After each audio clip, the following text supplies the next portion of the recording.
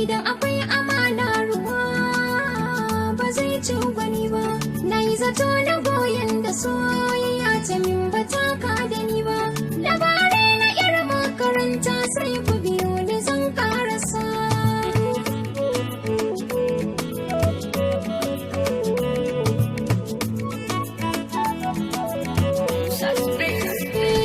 Za ku ɗan koma da baya za ku tuna da yar makaranta, wata ta afaka cikin tunani har aka makaɗe ta da mota. Soyayya idan za ta kullu wani abu sai ya zama sanadinta, ni ma gashi na yo gamo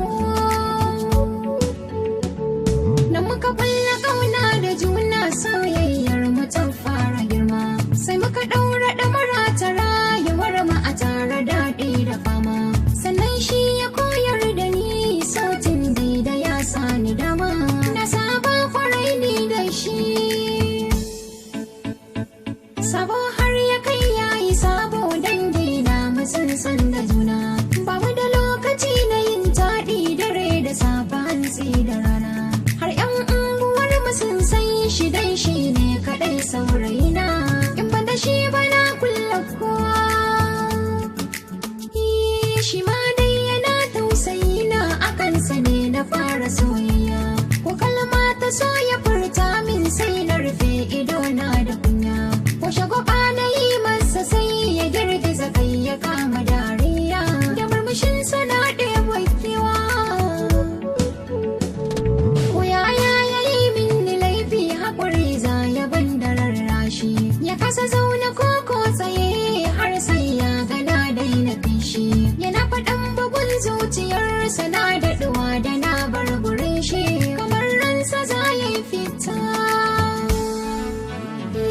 Da ya faɗan akan sai na ce da shi na barbashi sahibina, amma ya bar batun mutuwa yana tayar min da hankalina, sai fa ya ce dukan masu rai mamata ne watan wata rana, dole na bar shi koko ya bar ni.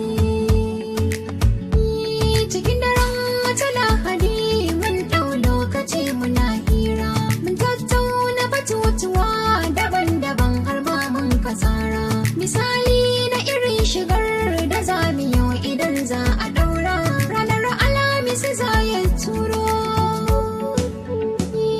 ranar domin farin ciki har asalati na kasa bacci, na tashi har na yau alwala na yi sallah da samun aminci, na godiya gurin rabbana burina wa zai kai ga gaci, bayan addu'a nan na kwanta, bacci ne ya ɗauke ni mai nauyi wanda ban taɓa yi ba, sai na jiya wata kururuwa a kunne da ban rarrabe ba, wai ko cikin bacci na ake ko ba a gaske ban tabbace ba, sai na ji an ce na tashin nima.